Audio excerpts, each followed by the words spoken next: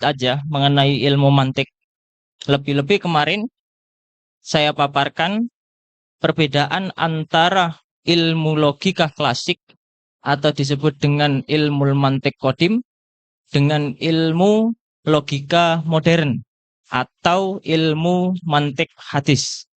Gitu. Di mana dua-duanya ini kemarin kita sudah ketahui tujuan dari dipelajarinya. Ilmu mantik klasik atau logika klasik atau disebut dengan logika Aristotelian ini dia itu tujuannya untuk apa? Kemudian logika modern dia itu tujuannya untuk apa? Ada yang masih ingat kemarin? Tujuan dipelajarinya ilmu mantik klasik dan ilmu mantik modern. Kalau mantik klasik apa? Untuk berargumentasi.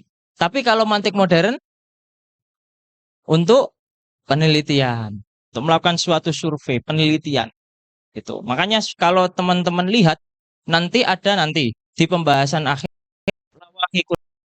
kita akan tahu di mana letak perbedaan antara kedua itu. Juga ada istilah at-tamsil. Biasa kalau di ilmu usul fiqh itu ada istilah kias.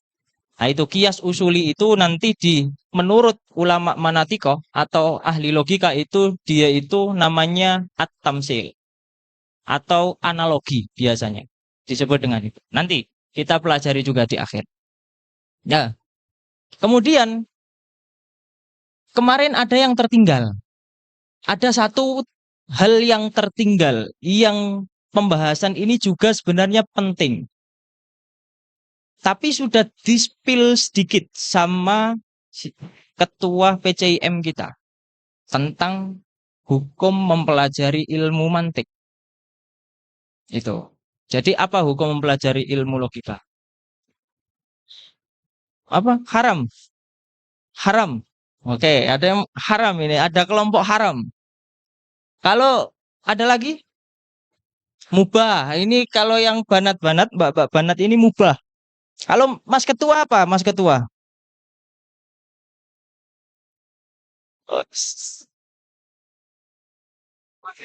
Oh, wajib, wajib, bener. Wajib apa?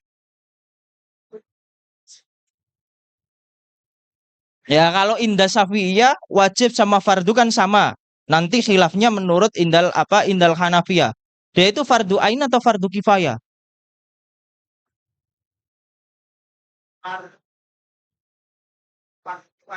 Wah, jangan kalau nggak tahu nggak bilang nggak tahu aja. Jangan memaksakan, iya kan? Kalau nggak tahu aja. Jangan memaksakan gitu. Gitu. Oke, enggak. Oke, kita akan ulas sedikit. Nah, di sana itu ada tiga pendapat. Ada tiga pendapat. Pertama, pendapatnya Imam Nawawi dan Imam Ibnu Sholah. Imam Nawawi dan Imam Ibnu Sholah. Kalau Imam Nawawi tahu ya, masyhur ya Imam Nawawi. Kalau Imam Ibnu Sholah ada yang tahu? Siapa beliau?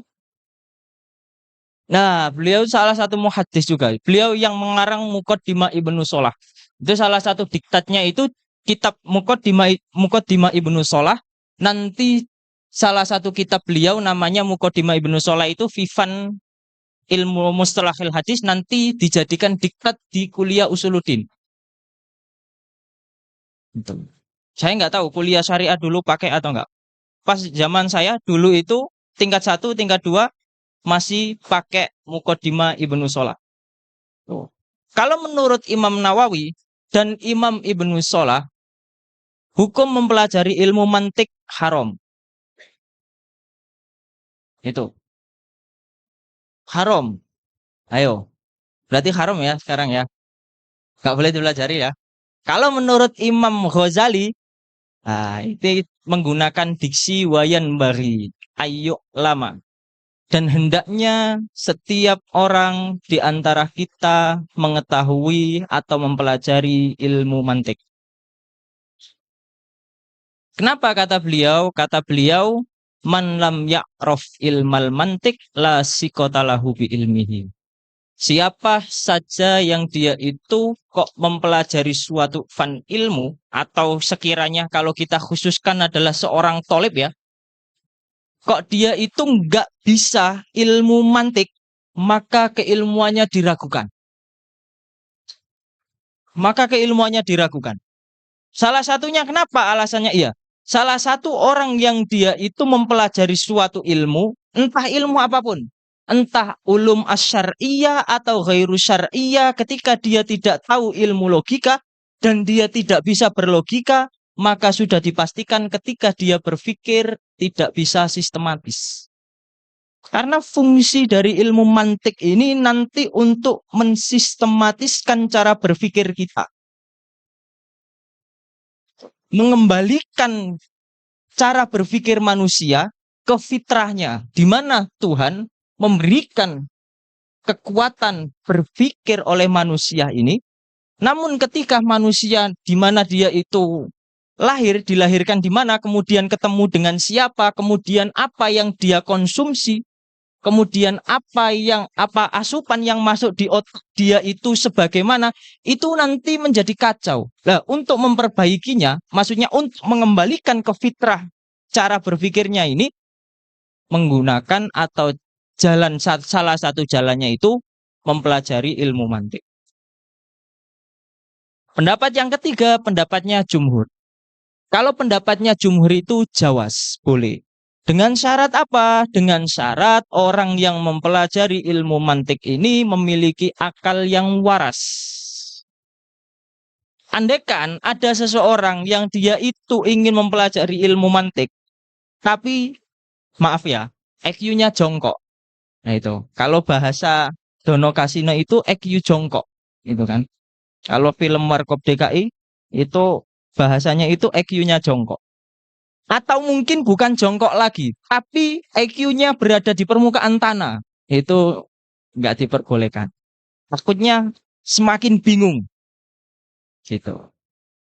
Kemudian pertanyaannya, apakah pendapat ini dia itu murni mempelajari ilmu mantik secara dirinya sendiri? Maksudnya min haitsu huwa huwa.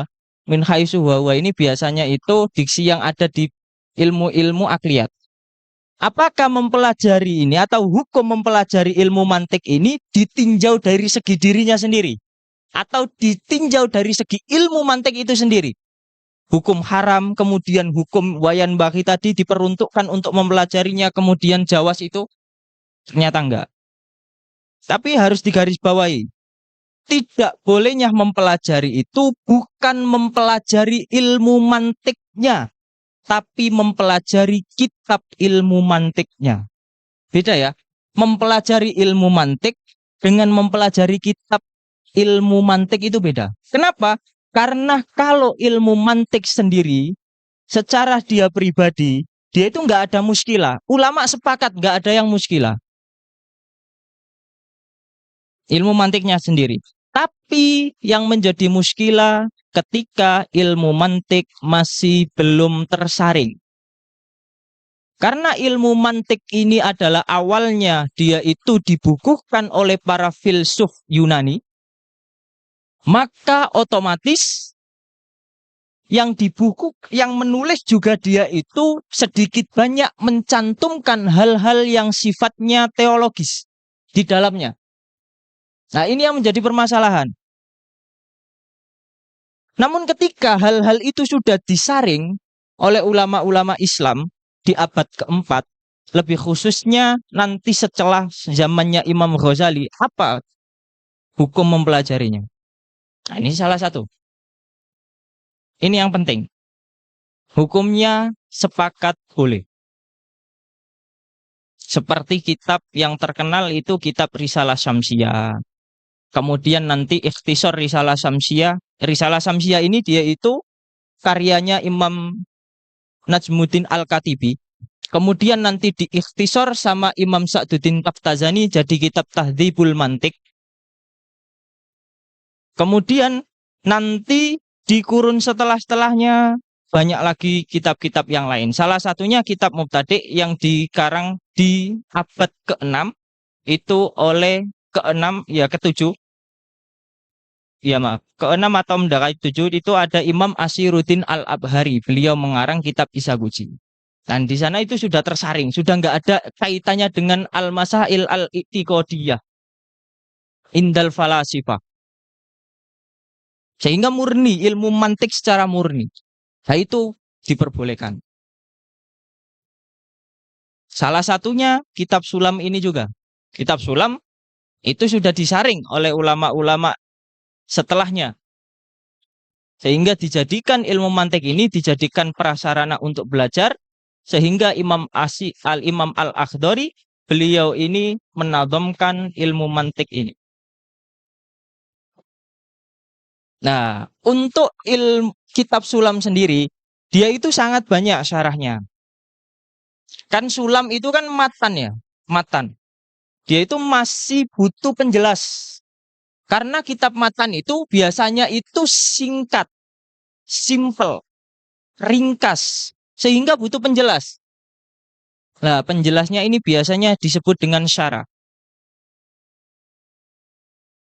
Syarah yang paling banyak dipakai belajar biasanya itu syarahnya Syekhul Azhar Ad-Damanhuri. Seperti yang teman-teman beli ini, ya kan? Kitab namanya kitab Idahul Mubham. Itu yang mensyarah itu Syekhul Azhar Ad-Damanhuri. Kemudian nanti ada beberapa syarah yang bagus. Salah satunya syarah sohirnya Imam Malawi. Tapi ini syarahnya itu lebih dakik dan lebih sulit dibanding dengan Idahul Mubham. Karena Idahul Mubham itu terkenal simple. Ada kitab simple lagi karyanya Syekhul Azhar Al-Quwaisini. Namanya Syarah Quwaisini. Karena yang mengarang itu Syekhul Azhar Muhammad Ad-Darwis Al-Quwaisini. Nanti dihasyiai sama Syekh Bulaki, sama muridnya. Nah, kitab Idahul Mubham ini ada nggak syarahnya? Ada nggak khasiannya gitu? Ada. Yang terkenal khasiannya Syekh Bilal Najjar. Itu salah satu khasiah yang terkenal itu khasiannya Syekh Bilal Najjar. Syekh Bilal Najjar itu muridnya Syekh Said Foda. Beliau itu salah satu teolog terkenal zaman abad sekarang, ulama Jordan. Kemudian ada orang Indonesia yang memberikan khasiah dari kitab Idahul Mubham. Nama kitabnya itu Natijatul Muhkam. Karyanya Ustadz Asep Abdul Qadir Al-Jilani. Orang Jawa Barat. Itu dicetak di Darudia kitabnya. Berbahasa Arab, nggak berbahasa Indonesia, berbahasa Arab. Tuh, lulusan Yaman. Apa? Besok mungkin Febdio kan yang memberikan syarah atau khasiah gitu kan. Itu. Atau mungkin Faiz, ya kan? Nggak tahu. Oke. Sekarang sudah selesai. Clear ya? Tentang hukum mempelajari ilmu mantik ya. Clear ya? Kenapa? Karena memang ilmu mantik secara asal itu adalah cara berpikir dari manusia itu sendiri secara fitrahnya. Gitu. Sehingga dari tujuan dari mempelajari ilmu mantik pun nggak bisa dipermasalahkan gitu. Yang dipermasalahkan apa? Yang dipermasalahkan ketika ilmu mantik itu ketika ditulis di suatu kitab dan kitab itu mengandung al-masail al-i'tiqadiyah. I'tiqadiyah dari para falasifah tentunya gitu kan. Oke. Di pertemuan pertama kita akan langsung mempelajari permasalahan ilmu. Dan saya tanbih terlebih dahulu. Karena banyak dari teman-teman kita yang baru pertama kali belajar ilmu mantik atau baru mendengar istilah-istilah mantik ya. Kemarin ada istilah silogisme, istilah proposisi, istilah kontradiksi dan lain sebagainya. Itu kan kayak seolah-olah ini makanan apa ini kan. Kayak seolah-olah kita baru kesini kemudian disajikan tojin, kemudian disajikan kusari, apalagi full gitu kan. Ya itu kan masih agak sulit menerima gitu. Harus adaptasi, dimakan 1 kali, 2 kali, 3 kali. Baru, oh gini rasanya. Oh ternyata baru bisa menikmatinya. Itu sama kayak dengan belajar juga gitu. Oke. Yang ingin saya tanbih tadi, pembelajaran kita sekarang di Matan Sulam ini, dia itu nggak berbasis tawasuk. Tapi kita hanya mencari poin penting atau inti yang ingin disampaikan oleh Imam Akhdari di matanya. Sehingga saya nggak ingin mensyarah dari satu kata ke kata, dari kata ke kata lain. Misal alhamdu itu apa, alhamdulillah itu apa, dan lain sebagainya. Itu saya nggak ingin seperti itu. Terlalu panjang dan memakan panjang karena kita cuma 10 pertemuan. Itu. Jadi yang penting tahu intinya. Nah, yang pertama, bab pertama yang biasanya disajikan di ilmu mantik atau ulama-ulama manatiko itu pasti pembahasan seputar ilmu itu. Dan ini pun menjadi itu apa? Problematik. Kenapa? Karena setiap suatu apa orang yang ahli di suatu fan ilmu kemudian ahli di fan ilmu lain itu masing-masing berbeda dalam mentafsirkan atau menyajikan, kemudian dia itu menawarkan apa sih yang dimaksud dengan ilmu itu sendiri gitu. Kan sangat banyak multi tafsir. Nah, di sini kita akan sajikan ilmu menurut Manatiko atau ahli logika. Ilmu menurut Manatiko, dia itu mutlakul idrok atau idroku mutlakon. Sampean catat. Atau saya tulis. Tulis. Oke. Hari ini saya berdiri ya. Oke. Sambil saya dikte. Jadi ilmu menurut Manatiko dia itu mutlakul idrok atau idroku mufrad. Nanti kalau dia itu berbentuk tasawur. Sekarang pertanyaannya, kenapa kok Manatiko dia itu mentafsirkan al-ilmu itu hanya dikatakan sebagai id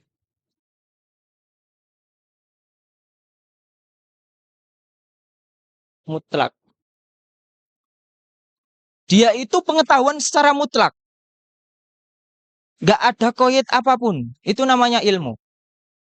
Apa alasannya? Kenapa kok para manatiko atau ahli logika mengatakan ilmu itu adalah pengetahuan secara mutlak? Alasannya supaya ilmu ini nanti bisa dibagi ke tasawur dan tasdik.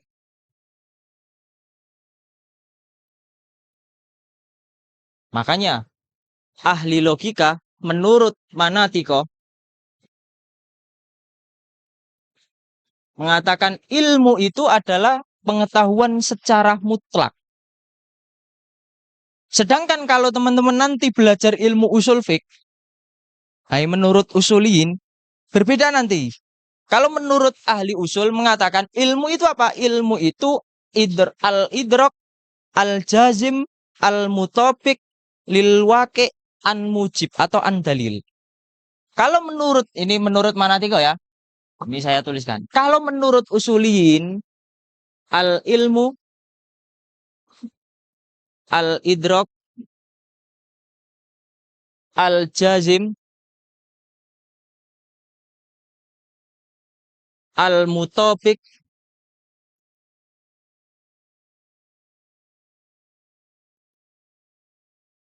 an dalil.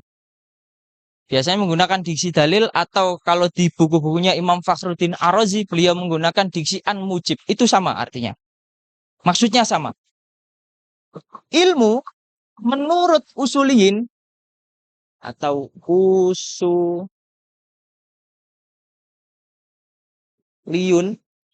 Nah, ini menurut usuliun dia itu adalah pengetahuan. Pengetahuan yang bagaimana? Apakah pengetahuan itu bersifat mutlak? Enggak. Tapi pengetahuan itu bersifat jazim. Jazim itu, ada tahu jazim? Jazim itu kayak berazam, kuat. Kayak gitu. Dia itu pengetahuan yang dimana diyakini secara kuat.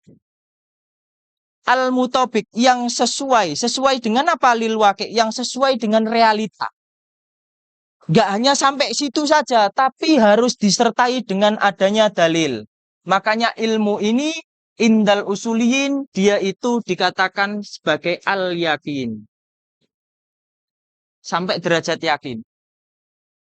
Namun ketika keyakinan atau pengetahuan itu, dia itu nggak sampai derajat 100%. Yakin itu 100% ya.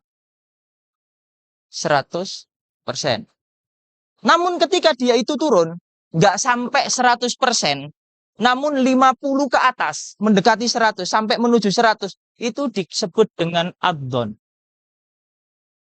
Jadi dhon itu 50, ini. Jadi tingkatannya paling tinggi itu al-yakin, kemudian ad-dhon. Dhon itu berapa? Dhon itu lebih dari 50%. Ketika dia itu 50%, ketika saya mengetahui sesuatu, tapi saya masih ragu juga, gitu kan? Jadi 50-50, 50, cuma 50%, itu dikatakan sebagai asyak. Cuma 50%. Asyak. Namun ketika dia itu kurang dari 50%, maka dia disebut dengan al-wahm.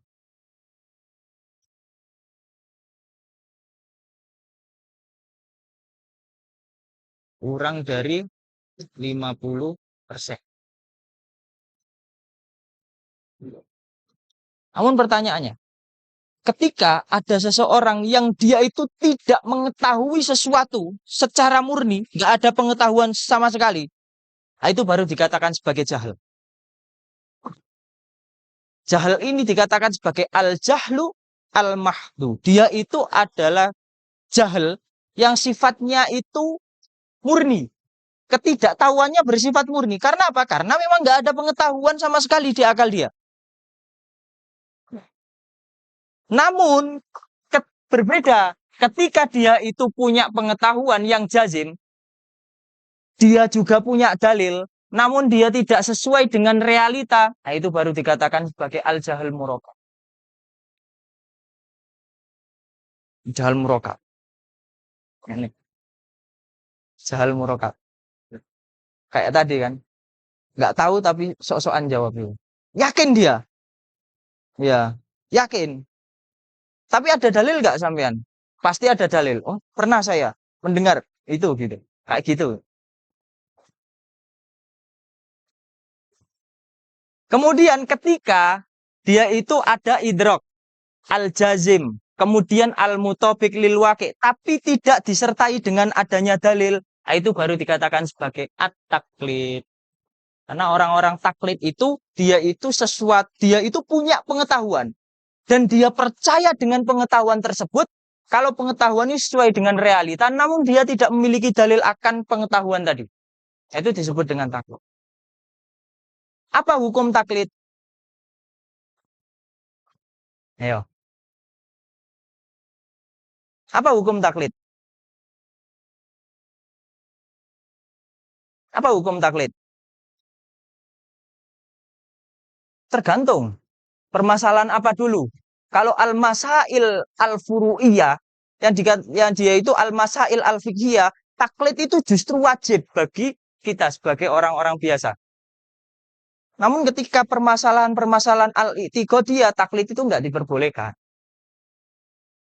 Karena wajib bagi kita sebagai seorang mukallaf mengetahui minimal dalil secara ijmal.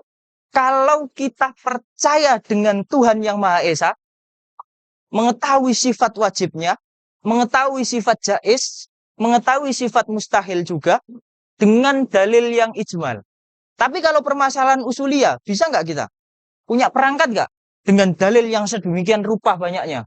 Mulai dari Quran itu sendiri, kemudian sunnah, kemudian mengkomparasikan dengan adanya qiyas, kemudian nanti adanya ijma, karena empat ini adalah dia itu hukum-hukum yang muttafaq alaih, belum lagi nanti permasalahan-permasalahan yang mukhtalaf fi, sulit kan? Makanya kebanyakan ulama mengatakan taklid di permasalahan al-furu'iyah itu diharuskan bagi diu dan kita. Ya, karena kita juga kan sama dengan diu, ya kan? Bukan seorang mustahid kan? Iya. Kita bukan seorang mustahid. Oke, kembali lagi. Ini tadi spill untuk perbedaan saja. Perbedaan mengenai ilmu menurut usuliyin dengan ilmu menurut manatiko. Nah, yang akan menjadi titik permasalahan yang akan kita bahas di sini adalah ilmu menurut manatiko. Apalagi lagi tadi saya ulangi, al ilmu idroku mutlakon.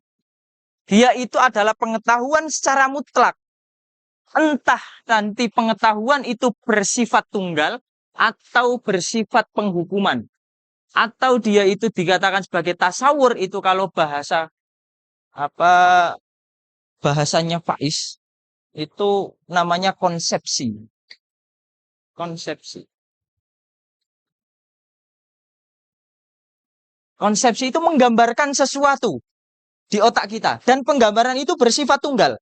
Nggak ada embel-embel apapun. Tidak adanya penghukuman. Itu disebut dengan tasawur. Jadi ingat ya, tasawur itu apa? Tasawur itu adalah gambaran yang ada di otak kita terhadap sesuatu tanpa adanya penghukuman. Contoh, saya menggambarkan diu di otak saya. Tanpa menghukumi diu itu seperti apa. Cuma diu saja di otak saya. Itu namanya tasawur. Ini kan diu saja. Diu. Tuh. Apa? Vape. Jangan vape lah. Nanti konotasinya agak jelek. Kita kan di ranah Muhammadiyah kan rokok haram kan ya? Hmm. Ya, rokok haram, Bos. Suka ini. Karena dia mengharamkan ini. Suka ini. Oke, diu ini ya. Menggambarkan diu saja. Itu termasuk tasawur. Jadi tasawur itu apa tadi? Menggambarkan suatu di akal kita tanpa adanya penghukuman diu. Nah ini contohnya. Ketika diu saja itu namanya tasawur.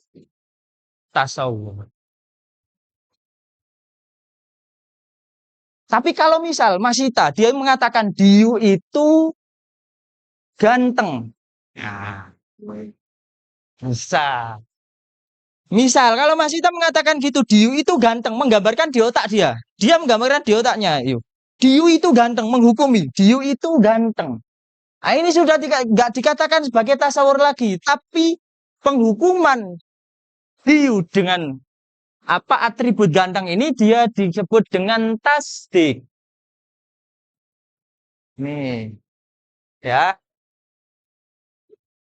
Bisa memahami perbedaan antara tasawur dan tasdik? Bisa ya? Mudah ya? Mudah ya? Misal, contoh, sholat 5 waktu. Tasawur atau tasdik?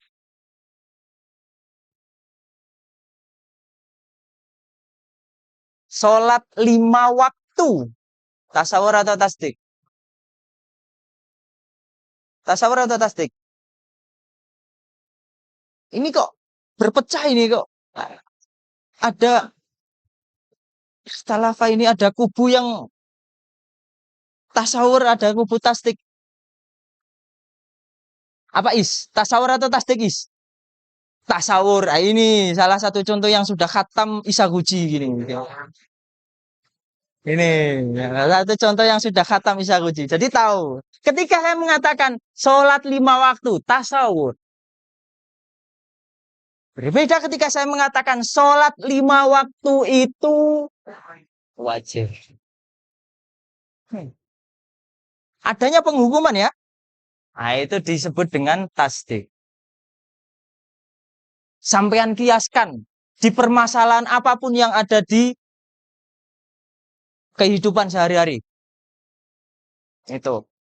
Coba saya pengen. Coba kasih contoh. Azam, coba kasih contoh tasawur.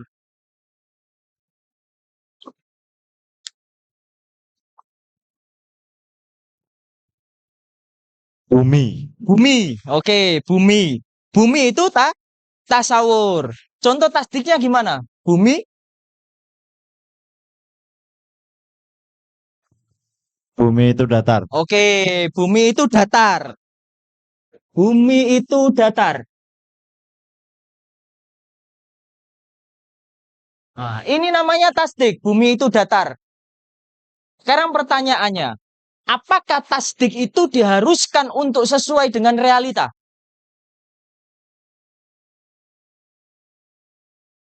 Apa? Enggak harus.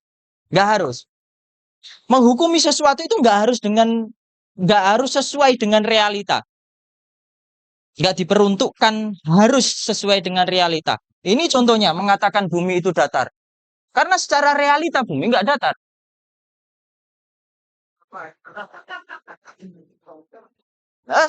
Saya kubu bukan bumi datar. Kalau di bukunya ini ada buku mantik, salah satu buku mantik bagus juga. Namanya itu eh, ya buku mantik, Ilmul Mantik, karyanya Muhammad Al-Ibrahimi, orang Aceh. Itu mengatakan ini juga, mengatakan misal kalau ada orang yang mengatakan bumi itu datar, dikatakan tasdik enggak? Tasdik, tapi dia itu tidak sesuai dengan realita atau al-mutabik lil waqi kata. Oke, kembali di sini. Tahu ya perbedaan ya antara tasawur dan tasdik ya. Nah, saya hapus boleh?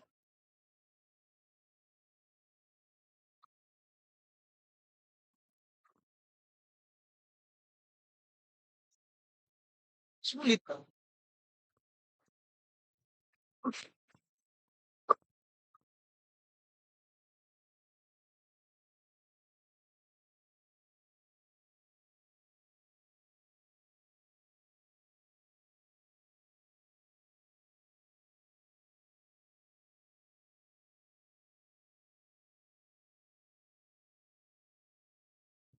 Bos, sulit bos.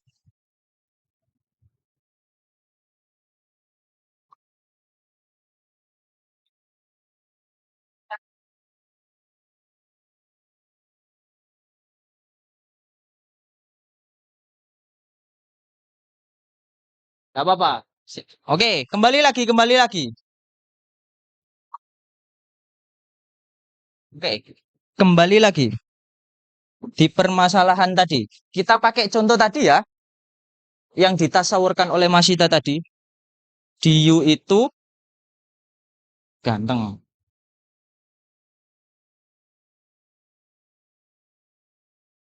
Oke.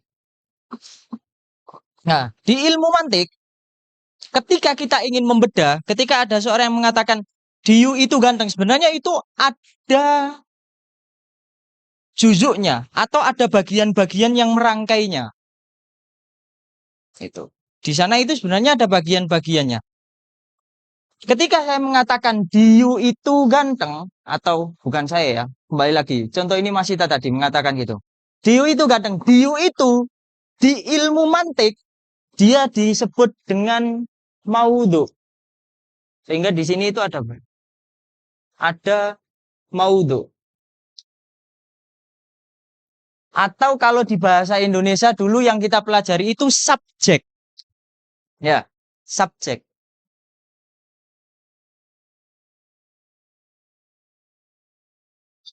Oke.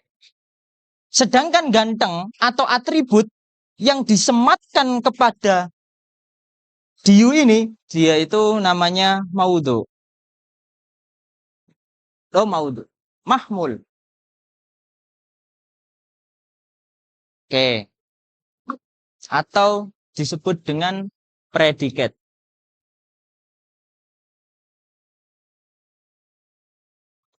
Di tengah-tengahnya yang menggabungkan antara Diu dan ganteng itu ada namanya nisbah.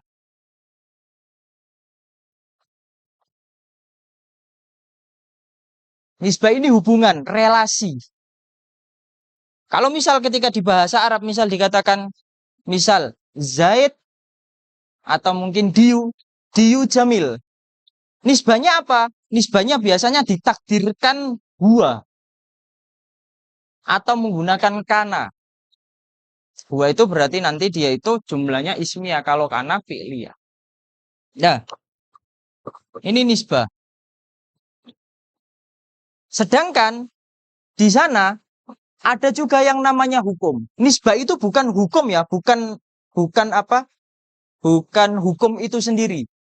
Relasi antara maudhu dan mahmul itu bukan hukum, tapi di sana itu ada namanya hukum. Al-hukmu.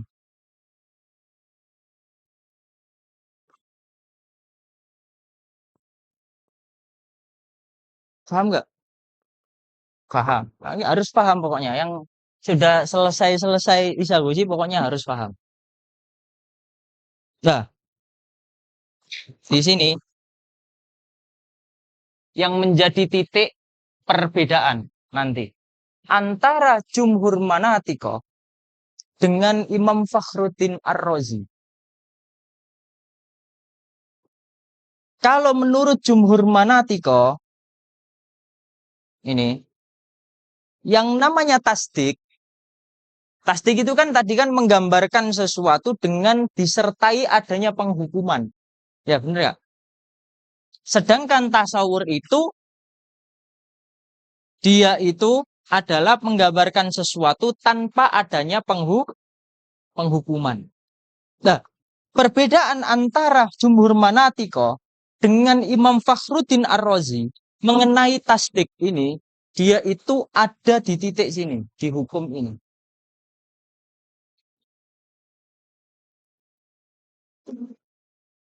Kalau menurut jumhur manatiko, yang namanya tasdik, dia itu adalah kumpulan dari maudhu, mahmul dan nisbah ini. Sehingga menurut jumhur manatiko, tasdik ini dia disebut dengan tasdik dengan istilah al-basid. Kenapa? Karena penghukuman itu sendiri ada di nomor yang keempat ini. Ini nomor 3, nomor 2, nomor 1. Sedangkan menurut Imam Fakhruddin Ar-Razi, yang namanya tasdik, dia itu adalah gabungan dari maudhu, mahmul, nisbah, sama hukum. Sehingga 3 ini, kalau menurut jumhur manatiko, dia itu syurut tasdik. 3 ini ya. Maudhu, mahmul, nisbah, dia itu adalah syurut tasdik. 3 hal ini syurut tasdik.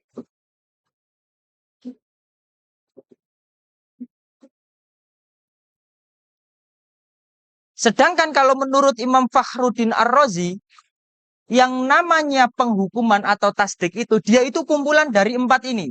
Maudhu, mahmul, nisbah, sama hukum. Sehingga 4-4-nya ini, dia itu dikatakan sebagai arkanut tasdik. Makanya tasdik menurut Imam Fakhruddin Ar-Razi, dia itu adalah al-murakkab.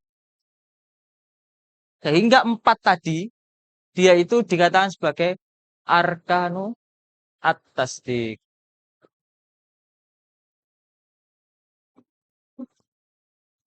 Pengertian. Tahu kalau saya lagi gerak gitu kan. Oke, saya ulangi lagi. Terima kasih bos ya. Saya ulangi lagi di awal. Saya duduk aja dulu.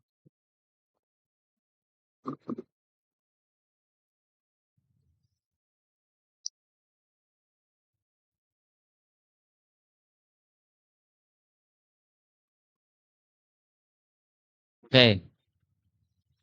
Wih, dia nih banyak banget. Jangan banyak-banyak nanti tak bawa pulang ini. Ya, kembali lagi tadi. Ketika kita menggambarkan sesuatu tanpa adanya penghukuman, maka disebut dengan tanpa adanya penghukuman, maka disebut dengan tasawur. Tapi kalau kita menggambarkan sesuatu dengan disertai adanya penghukuman terhadap apa yang kita gambarkan tadi dikatakan sebagai tasdik.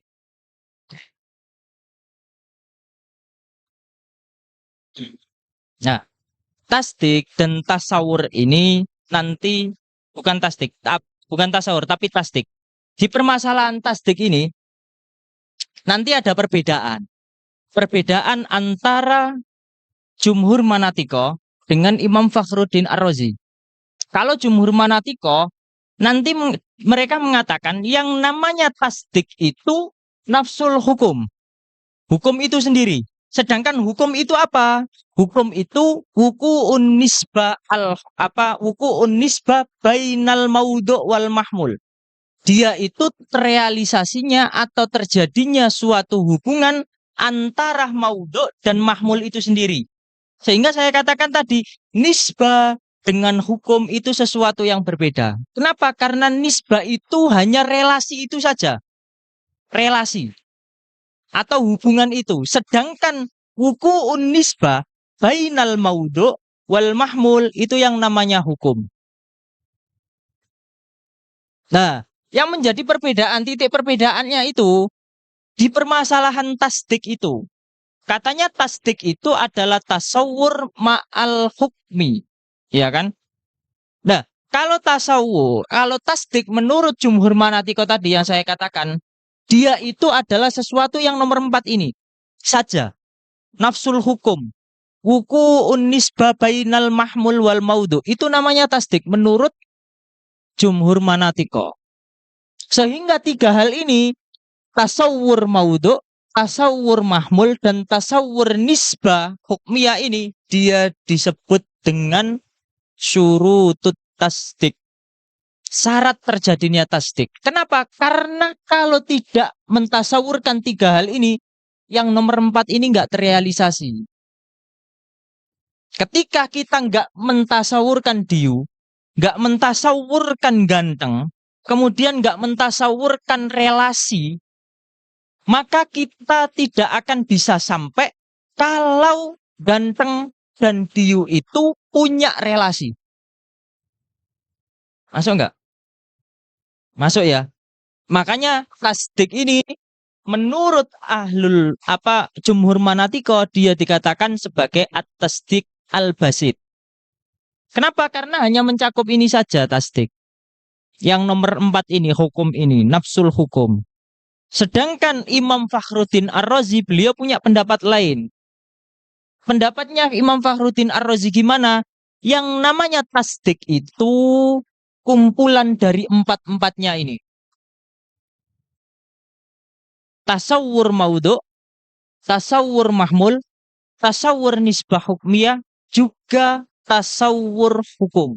Makanya tasdik menurut Imam Fakhruddin Ar-Razi, dia itu disebut dengan al-murakkab. Kenapa? Karena murakkab min maudhu' wal mahmul wan nisbah wal hukum. Sehingga 4 hal ini dikatakan sebagai arkanut tasdik. Kalau belum bisa membedakan, kita bedah dari sisi bahasanya. Apa perbedaan antara rukun dan syarat? Ayo, yang sudah belajar Fathul Qorib. Ayo. Yang sudah ikut Bahsul Masail sampai pinjam kitab Kifayatul Akhyar. Itu. Ayo. Ayo. Apa perbedaan antara syarat dan rukun? Ya, syarat itu apa? Sebelumnya. Sebelumnya. Rukun itu urutannya. Rukun urutan. Apa perbedaan antara kalau saya mengatakan rukun dan rukun dan syarat itu adalah perbedaan hanya sesuatu yang sebelum dilakukan, sedangkan rukun itu urutan. Misal saya mengatakan urutan sholat. Misal ya, saya mengatakan urutan sholat itu pertama kali harus wudhu atau bersuci dulu. Kemudian baru melaksanakan sholat. Dikatakan sebagai urutan enggak? Urutan. Berarti wudhu itu disebut dengan rukun juga. Gimana? Yang gampang, yang gampang. Bahasa dengan bahasa yang mudah. Apa? Ayo. Dengan bahasa yang mudah. Iya. Apa perbedaan? Nah, gampangannya perbedaannya. Kalau rukun itu sesuatu yang ada di dalam ibadah. Dia itu ada di rangkaian ibadah. Di dalam berarti dia ya. Sedangkan syarat itu sesuatu yang berada di luar ibadah. Sehingga kita mengatakan takbiratul ihram itu rukun atau syarat? Rukun. Membaca Fatihah itu rukun atau syarat? Rukun. Sujud rukun atau syarat? Tapi kalau saya mengatakan syarat sah sholat itu bersuci. Apakah bersuci itu masuk dalam rangkaian sholat itu sendiri? Enggak kan? Enggak. Tapi tanpa bersuci, sholat kita enggak sah. Nah, itu perbedaan antara rukun dan syarat. Nah, itu juga untuk memahami ini gitu. Kalau saya ulangi lagi, at-tasdik menurut jumhur manatiko, menurut jumhur ahli mantik, ahli logika, tasdik itu basit. Kenapa? Karena yang namanya tasdik itu dia itu nafsul hukmi. Hukum itu apa tadi? Hukum itu wuku'un nisbah bainal maudu wal mahmul. Sehingga tiga hal ini tasawur maudu, tasawur mahmul dan tasawur nisbah hukmiyah dia itu menjadi syurutut tasdik. Karena tanpa mentasawurkan tiga ini, tidak mentasawurkan maudhu'nya, tidak mentasawurkan mahmulnya, tidak mentasawurkan nisbahnya, atau relasi itu sendiri, maka hukum ini nggak terrealisasi. Sedangkan kalau menurut Imam Fakhruddin Ar-Razi, tasdik itu murakkab. Murakkab bainal apa? Murakkab di antara apa? Dia terangkai dari rangkaian apa? Dari rangkaian tasawur maudhu, tasawur mahmul, tasawur nisbah hukmiyah, dan tasawur hukum itu sendiri. Makanya tasdik menurut Imam Fakhruddin Ar-Razi, dia itu sesuatu yang murakkab. Hingga empat hal ini, tasawur empat ini dia dikatakan sebagai arkanut tasdik. Faham ya? Atau masih sulit? Nah, yang penting intinya bisa membedakan antara tasawur dan tasdik. Nah, intinya di sini itu. Ya, intinya pokoknya bisa membedakan tasawur dan tasdik.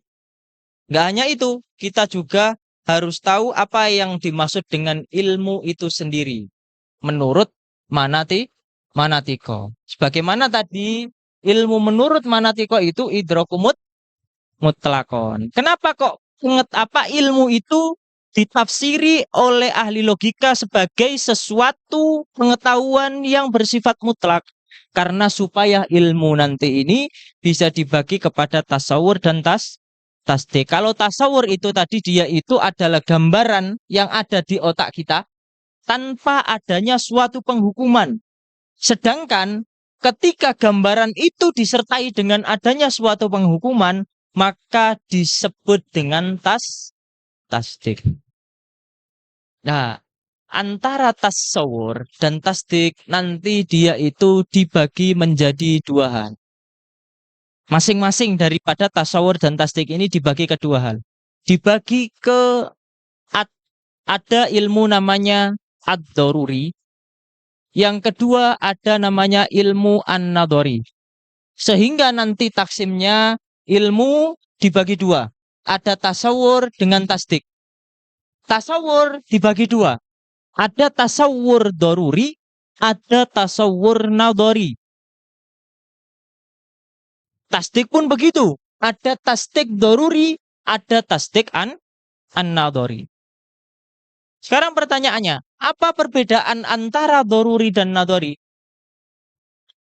Ini. Kalau di bahasa rumah saya, di Tuban, daruri itu adalah ilmu yang bersifat aksiomatik.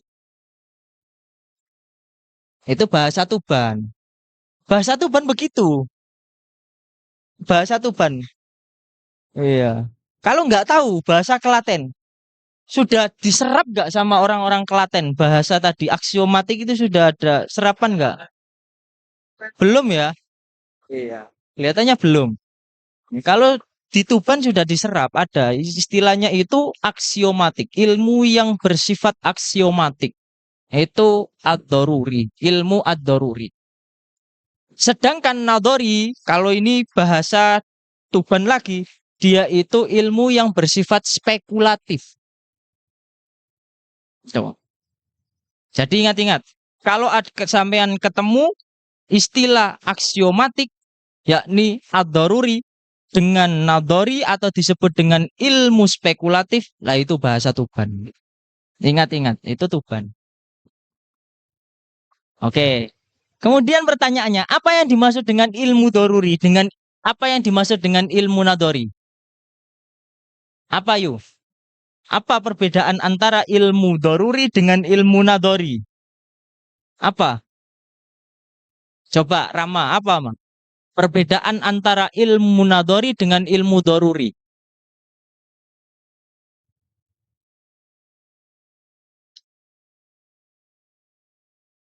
Nah, perbedaan. Balik. Jadi yang namanya ilmu doruri, ini sampean ingat-ingat, sampean catat. Ilmu doruri, dia itu adalah ilmu atau suatu pengetahuan yang diketahui tanpa kita berta'amul. Amul itu berpikir panjang. Sehingga nggak butuh berpikir keras untuk mengetahui hal tersebut. Ya. Seperti contohnya, ketika teman-teman mendekat ke kompor yang dinyalakan, pasti terasa panas kan? Nah, panas itu, dia itu pengetahuan yang terhasilkan di akal kita, dan kita mengetahui panas tersebut tanpa kita berpikir panjang, tanpa adanya ta'ammul. Nah, itu namanya ilmu doruri. Sedangkan ilmu nadori, dia itu adalah suatu pengetahuan di mana kita mengetahui pengetahuan itu dengan berpikir panjang atau berpikir agak keras lagi. Nah, kalau bahasa Jawanya itu harus ngoyo. Paham ya? Nah, ini kalau Klaten paham, Klaten. Klaten paham pasti. Cilacap ya, Cilacap apalagi gitu kan. Gitu. Ada nggak bahasa ngapak ngoyo? Enggak. Kelihatannya kan agak beda kan. Ngaya, iya. Diganti dengan A ya biasanya ya. Iya. Oke. Kembali lagi, kembali lagi. Kemudian contohnya apa? Contoh daripada ilmu nadori itu apa? Misal, ketika teman-teman dikasih pengetahuan tentang istilah liberalisme. Ayo. Ini kita agak itu, agak apa? Keren sedikit gitu kan. Apa istilah, apa yang dimaksud dengan liberalisme? Wah, itu ngeliyeng pasti kita kan. Apa itu kan? Gitu. Nggak tahu kan? Harus berpikir panjang. Juga kita juga harus melihat kamus mungkin. Kemudian apa pengetahuan lagi? Sekuler misal. Nah itu. Kemudian apa lagi tentang hal-hal seperti itu? Misionarisme misal. Wah itu kan. Determinisme. Ah, itu apa itu? Isme itu. Apa itu? Nah, itu kan pengetahuan, suatu pengetahuan di mana ketika kita ingin mengetahuinya, kita harus berpikir panjang. Nah, itu disebut dengan al-ilmu an-nadori. Atau mungkin apa? Demokrasi mungkin. Itu kan yang masyhur. Tapi sedikit dari kita yang mengetahui hakikat dari demokrasi itu sendiri kan? Itu. Sehingga nggak semua orang bisa mengetahui apa itu demokrasi. Kalau ingin mengetahui, berarti kita harus berpikir panjang terlebih dahulu, berpikir keras. Itu namanya al-ilmu an-nadori. Jadi tahu ya perbedaan antara ilmu nadori dengan ilmu doruri. Contohnya gampang ketika saya mengatakan, oke, ketika kita masih beranjak di tasawur, karena tasawur tadi itu dia itu adalah pengetahuan yang ada di akal kita tanpa adanya suatu penghukuman. Dia itu gambaran tanpa disertai penghukuman. Kalau gambaran yang tidak disertai dengan adanya penghukuman itu, dia itu bersifat spekulatif atau nadori. Contohnya tadi seperti apa hakikat manusia? Oh, berpikir, oke. Tapi ketika misal orang-orang sosiologi mengatakan apa yang dimaksud dengan manusia, kan berbeda, bukan al-hayawan anatik. Tapi apa? Makhluk yang tidak bisa hidup tanpa orang lain. Kan berbeda lagi. Kemudian tadi, apa yang dimaksud dengan apa komunisme tadi? Mungkin atau Leninisme mungkin. Nah, itu apalagi itu. Oh, jangan gitu. Ini taruh YouTube. Kalau saya ngomong gitu, sampean itu ya, nanti yang tanggung jawab. Ini, ini yang mencari masalah orang-orang kayak gini ini, yang mencari masalah ini. Gitu. Ini orang-orang yang mencari masalah ini. Gitu. Itu namanya at-tasawur. Contoh dari tasawur nadori. Kalau tasawur doruri, tadi contohnya seperti panas, dingin, pahit, kemudian apa asin, asam, lapar, itu masuk pada tasawur doruri. Pengetahuan itu kita ketahui tanpa berpikir panjang. Nah, sekarang contoh dari tasdik doruri. Apa? Tasdik doruri. Kan sudah tasawur ya. Tasawur sudah. Tasawur tadi itu adalah gambaran yang ada di otak kita tanpa adanya suatu penghukuman. Nah, sekarang kita beranjak. Gambaran yang disertai dengan adanya penghukuman. Yang dia itu bersifat doruri. Atau bersifat aksiomatik. Tanpa berpikir panjang untuk mengetahuinya. Apa contohnya? Langit itu tinggi. Atau mungkin langit itu di atas kita. Atau keseluruhannya lebih besar daripada sebagian. Nah, kita nggak perlu pikir panjang untuk mengetahui itu kan, penghukuman itu kan. Nah, itu namanya at-tasdik ad-doruri. Kalau contoh tasdik nadori, ayo coba Mbak, apa namanya? Apa contoh dari tasdik nadori? Ayo lu. Apa? Apa contohnya?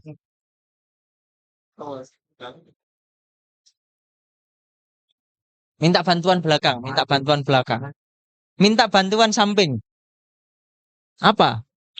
Sholat itu wajib. Tadi sudah. Jangan itu. Yang lain. Jangan pakai diu ganteng loh ya. Nanti dimarahin Mas Sita nanti. Ya. Apa? Yang lain. Apa? Apa? Witir itu sunnah. Oke lah, nggak masalah. Ya, walaupun benang merahnya sama seperti sholat 5 waktu itu wajib gitu kan. Tuh, nggak masalah. Nah, itu contoh, salah satu contoh daripada at-tasdik an-nadhari. Nah, permasalahan terakhir untuk pembahasan ini. Pembahasan ini, kalau di ilmu mantik, kalau khususnya di sulam, itu ditarjamannya dikatakan sebagai anwa'ul ilmi al-hadis. Macam-macam daripada ilmu yang bersifat baharu. Karena apa? Nggak mungkin. Bahkan sampai ahli logikawan pun, mereka bisa mematahkan atau mungkin bisa sampai pada pengetahuan yang sifatnya kodim. Sifatnya kodim. Pengetahuan atau ilmu yang sifatnya kodim itu hanya diketahui oleh Allah Ta'ala. Dan manusia nggak akan bisa sampai ke sana. Makanya pembahasan yang bisa kita paparkan atau yang dipaparkan oleh ulama manatiko dikatakan diterjemahnya dikatakan anwaul ilmi al hadis.